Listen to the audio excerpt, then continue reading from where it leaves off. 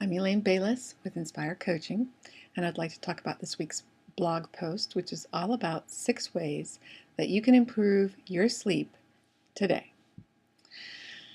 So, just to give you a little background about me and why I'm qualified at all to talk about sleep problems, I've had insomnia pretty much my entire life. And when I was in college, I was really troubled by it, and so I did a lot of research. I read a lot of books. And I adopted several of these strategies, and they really did improve my sleep. And I'm to the point now where I very rarely have any insomnia anymore. And of course, part of that is that I have a 2.5-year-old daughter. But the other part of that is that I do practice good sleep hygiene, and I have learned to relax and just let my body do what it does best. So, here are my 6 tips. Tip number 1. Before you do anything else, if you have chronic insomnia or sleep problems, and sleep problems can include things like being unable to sleep through the night, go to the doctor. You need to rule out any medical problems. You could have sleep apnea, you could have restless leg syndrome. Depression, anxiety, and seasonal affective disorder are all things that can cause sleep disturbances. And sometimes your medications can cause sleep disturbances. So it's really important to start with the medical end and make sure that your body will be able to sleep when you create the right environment for that. Now, on to the environment. Step 2. Your first part of the environment creation is going to be to create a nighttime ritual, something that is very soothing. A lot of people swear by the scent of lavender. I say go with whatever scent relaxes you, because your smell, the sense of smell, is directly to the brain. So you really want to pick a scent that makes you feel relaxed and calm. Whatever scent that is, put that lotion on your hands before you go to bed. Smell it, it'll relax you.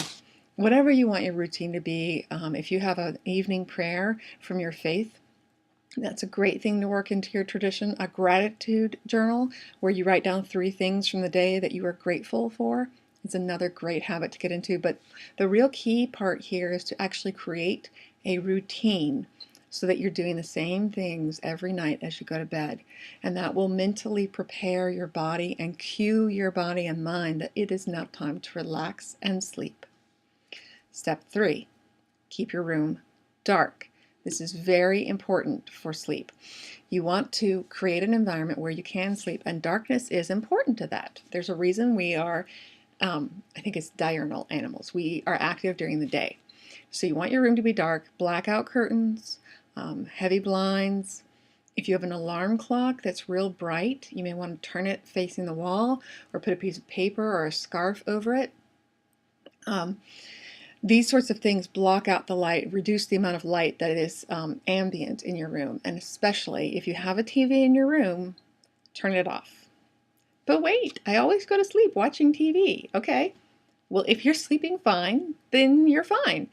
If you're not sleeping well, turn the TV off. And this leads me to point number 4. All TV and computer screens are going to wake you up. You know how you've driven past the house at night and you see a light and it's all blue and you know the TV's on in that room? The primary wavelength of light that comes out of TV screens, computer screens, tablet screens, smartphone screens, it's a blue wavelength. And this matters because this particular blue wavelength is actually a daylight wavelength. And so it signals to your brain that it is daytime.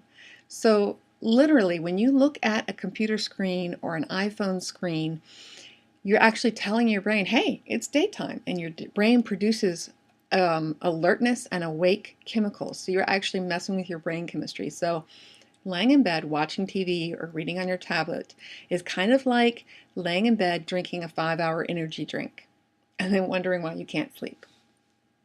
I'm not going to mention caffeine. That's not one of my 6 tips, because if you have problems with sleep, you should probably already know that you should be avoiding caffeine. That's a bonus. Now, tip number 5.